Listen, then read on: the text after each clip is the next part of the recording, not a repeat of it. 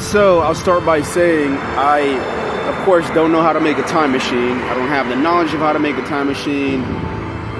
And I don't have, not even the knowledge of how to make a part of a time machine. Of course, just like most people or all people don't know. I propose that at least what should be put out there in the universe, because it's not harmful information. It's not going to give somebody a way to make a time machine. It's nothing like that.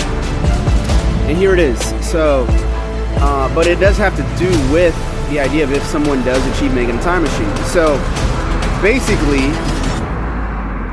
what a lot of people don't think about with the concept of making a time machine is if you were to achieve it, if you were to find a way to achieve it, if you were to succeed with that, you'd have to find a way to not just be able to go to the past or to the future, but to make sure you yourself don't become younger when you go to the past, or don't become older as you travel to the future. Nobody thinks about that. They assume any time machine they make is gonna keep themselves the same age, the exact same way, the exact same physical form and function, and keep your memories as you go younger, or not put too many shoved new memories that could create, too much memories coming into you at one time as you go to the future. All of those would create horrible side effects, and those things very possibly would happen if you travel to the past and to the future. So what you would have to create to make sure that doesn't happen is something I call a time bubble. You'd have to create a kind of huge field, whether it's invisible or visible, that is surrounding your body and your mind, your whole self, not just your brain or your mind, because your body could, get younger or older too. It had to surround your whole self so that it preserves both your body and your mind. And this way, you don't just get so young that, as you go forward to the past, you eventually stop being born. And then this young thing, by the way, if you think it's going to keep you from aging and being immortal, that doesn't work that way either, because you'd also have to preserve your memories, like I said, to even know you made the time machine when you go to the past, to even remember what you did, this is where that time bubble comes in. You'd have to do all of that, and then go into the future. You still have to preserve the time you have in the present, because new memories would start shoving into you, and you actually it may have, in fact, it would have side effects you do not want to happen if you put all those future memories into your mind, into your present made mind that your body has not made new cells for yet, where like it might be too much for your mind to contain. It could create a horrible effect. And the point is, you actually don't want to retain the new memories from the future. You're gonna have to learn that organically by observing what has happened in the future, like you see happen in those movies. But you have to have the time bubble to remember to keep your present memories, and that none of that gets removed. Both for traveling to the past, of course, for traveling to the past, but also for traveling to the future. So that's the one thing. The other thing is, if you do find a way to successfully make that time bubble, you'd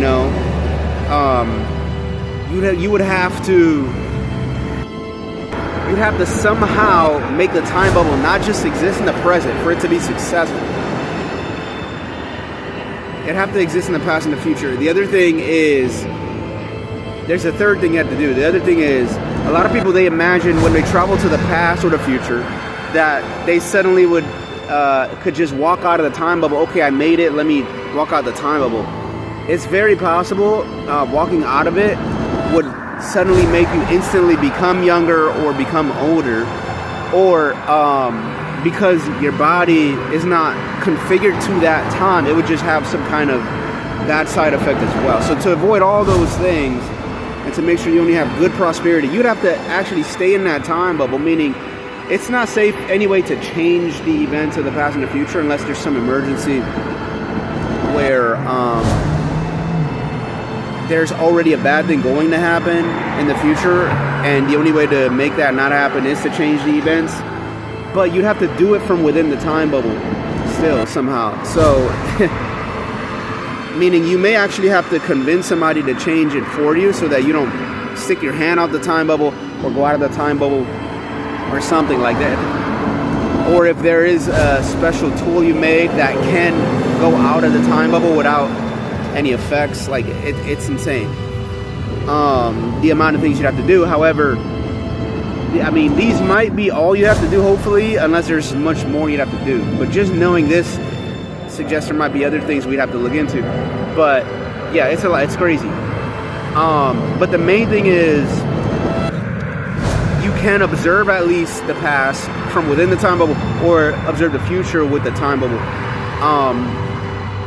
And if you could somehow make that time bubble able to move around, that could allow you to observe more. However, it's more likely you'd have to stay in one spot in that time bubble.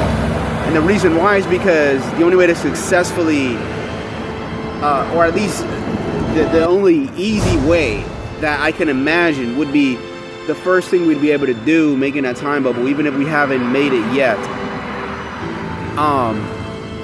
in a way where it does not cause any of those bad effects, and it causes only prosperities, only good prosperities, would be that we'd have to, the time bubble would have to somehow, like I was saying before, and I'm going to say it again, you'd have to make it that the time bubble, see, if you were to make that time bubble successfully now, first of all, you have to make it, you have to be careful how you make it so that it doesn't freeze time in the present. You don't want to make it that it freezes time, because then you just trap yourself forever in that frozen time,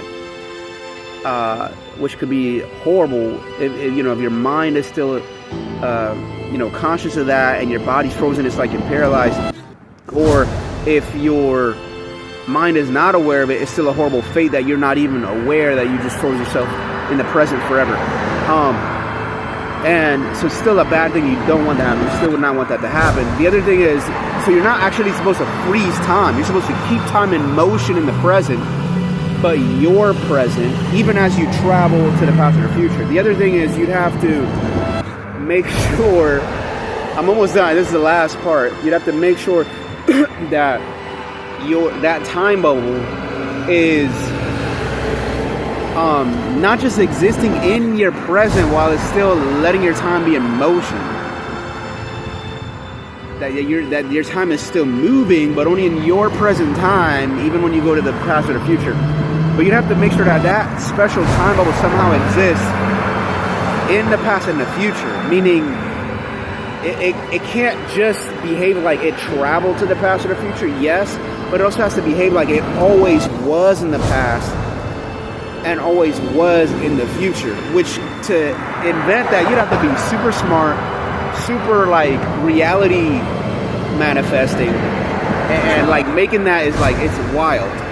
Okay, because that time bubble has to have always existed in the past somehow. While you made it in the present, it has to be like it always was already in the past, even though you made it in the present, and it has to somehow be like it is guaranteed going to always exist in the future. Whether it only exists within like a certain time frames in the past and into the future, or eternally into the past and forwardly, onwardly, eternally into the future. So it's that wild. All right, I mean, that's what I was sharing with you today.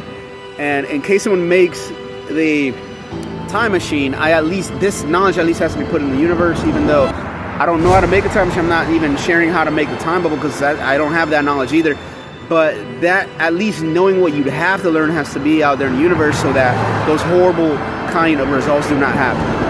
So that's why this has to be out there in the universe, and I'm glad I put this knowledge out there in the universe, or multiverse, or multi-realities. I will see you later.